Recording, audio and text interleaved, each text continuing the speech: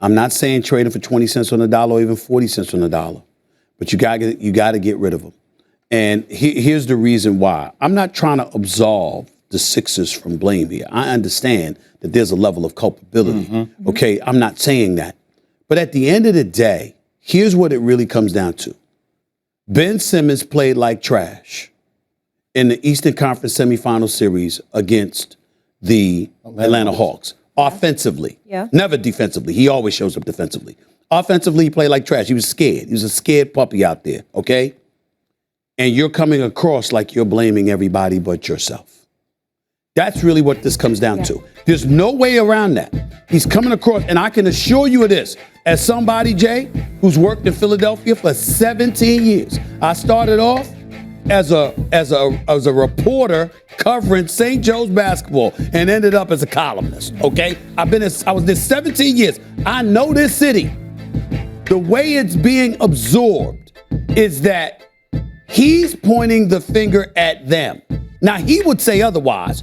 You know, it's Doc Rivers, it's Joel Embiid, it's the relationship, et cetera, et cetera. But basically, he ain't ready to face that crowd. And you got to suck it up, own up to what you didn't do, and be hell-bent on coming back and performing and go hard. That's all Philadelphia wants. He's coming across like, I don't want to deal with that environment anymore. And they consider it weak and pathetic, and that you're blaming them, and they're going to hold him accountable for it. As it pertains to Joel Embiid, Doc Rivers, etc., I've heard what they said. Ben Simmons to walk up in there, you know, you just revealed, you just came back for the money. That's the only reason you back there, because you didn't want to, they put your money in escrow. It's the only reason you came back. Yeah.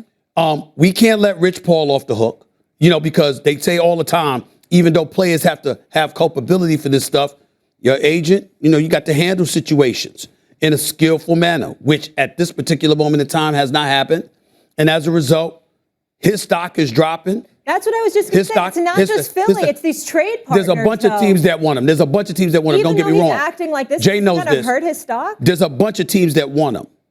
But is there, what are they willing to give up to get him? That's what I mean when I say his stock is dropping. They may not be willing to give up what they once thought they were willing to give up because it's an issue involving trust right now as it pertains to him, and that's the problem, Jay. So the question is, who's more to blame? Yeah. I'm not condoning Ben Simmons' behavior at all. I know. But the Philadelphia 76ers overplayed their hand. They overplayed their hand. They wanted more. They wanted to get greedy, and they wanted more than actually what they will get in return for Ben Simmons. Okay. I will ask you this. You watch basketball, and you know what? You're very astute to people and their mental makeup, essay. You have a strong personality, right? Mm-hmm. Let me ask you this question. Yes or no answers, okay? Understanding the mental makeup of who Ben Simmons is after he told you, I do not want to be there. Coming back, understanding the vitriol that Philadelphia 76ers fans would have. Do you think Ben Simmons would shrink in a moment like that when he comes back to play, or do you think he would go next level? Shrink, yes. Yes, okay. First question. Joel Embiid and Ben Simmons have never liked each other. Right. People want to sit there and say Joel Embiid was trying to step up. In fairness to you, you've been saying that for years. For a long time. You've said that. It's been off. At least you've said that. You can tell for at least 3 years. It's just off. For at least 3 years. So you're telling me this offseason, Ben Simmons retreats to wherever he goes, Joel Embiid, Tobias Harris, in an attempt to try to save it. Say, hey, look, we're gonna charter a private plane. We're gonna come out there and see you. We're gonna try to fix it. And Ben says, no, guys, I don't want to be. Don't come. You're telling me that. You understand that if you're Daryl Morey, you understand where Ben Simmons and Joel are. You're telling me that you think you can fix that relationship after that? Yes or no? No. Why the hell are you trying to bring him back? Why are you trying to bring him back? My thing right now for Daryl Morey, trade him or pay him to stay away.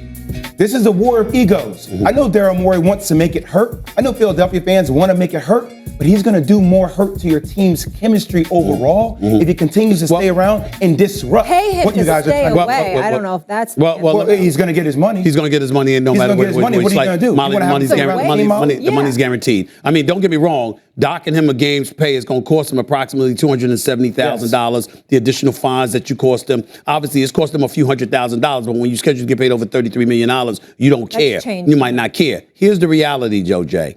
I get what you're saying. But Daryl Morey's thinking was, Doc Rivers' thinking was, Elton Brand's thinking was, if you come back, because your value was so low because you looked so scared. I believe he would have shrunk. You believe he would have shrunk.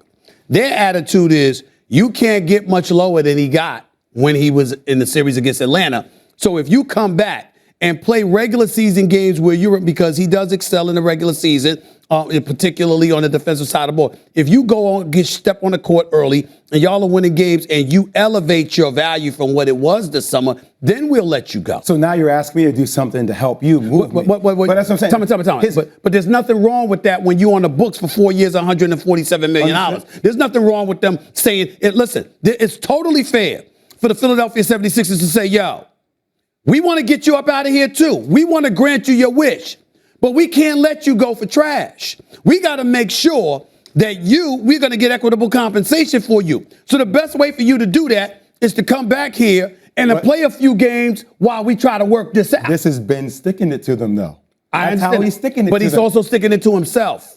But is he? Let me ask you this. Let me say something. If a man tells me Ben Simmons cannot be a successful NBA player? Absolutely not. I'm not saying that. Of course, I think he's a jump shot away from being LeBron's part two. That brother does I'm not condoning his unprofessional behavior. Once again, I clarify that. I would be professional. But all I'm saying to you is now you're talking about his value could be lower and lower if you keep him around the team, if you keep having issues like this. So his value is actually safer if you remove him away from the team. Listen, here's the deal. I'm not disagreeing with your point. What I'm saying is Philadelphia has a right to think differently because they're the ones on the phone trying to make a trade happen. You got to remember what Ben Simmons said. I don't give a damn where I go as long as it's not back to Philadelphia. Yes. Thanks for watching ESPN.